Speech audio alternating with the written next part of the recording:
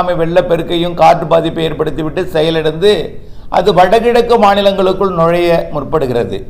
இது அப்படியே மேற்கு வங்கம் மற்றும் பீகார் இடைப்பட்ட பகுதி வழியாக வந்து தற்பொழுது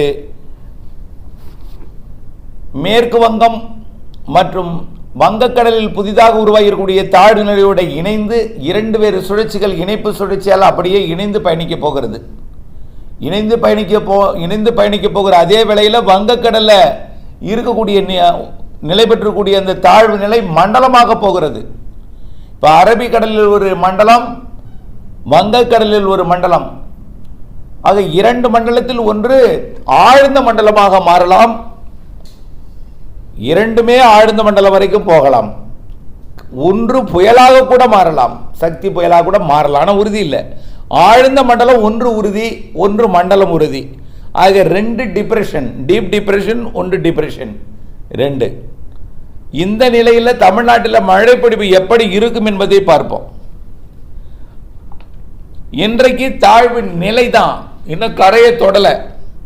வடமேற்கு வெப்ப நீராவி காற்றை இன்னும் ஈர்க்கப்படலை.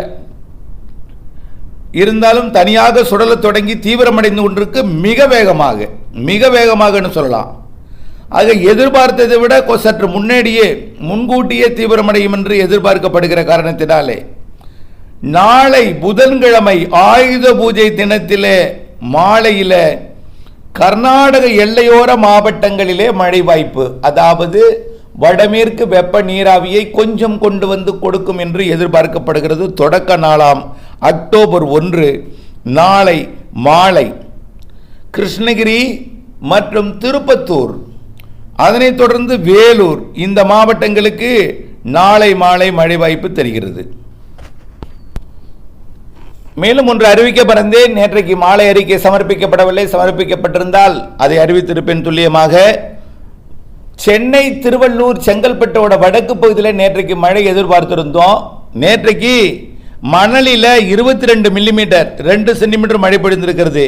கத்திபாக்கம் 21 மில்லிமீட்டர், அமைந்தகரை 20 மில்லிமீட்டர், மேலும் Wimco Nagar 18 millimetre, Nungambakkam 17 millimetre, Korattur 17 millimetre, ice house 16 millimetre, Tiruvottiyur 16 millimetre, மேலும் Perambur 13 millimetre, Manali new town 13 millimetre, Anna Nagar மேற்கு 13 மில்லிமீட்டர், மேலும் Chennai central 11 millimetre, Maduravoyal 10 millimetre, Tondiarpet 10 millimetre, Ennore 10 millimetre, மேலும் நிறைய இடங்களில் மழை, பாரிஸ் கார்னரில் கூட 6 மில்லிமீட்டர், இப்படி மழை.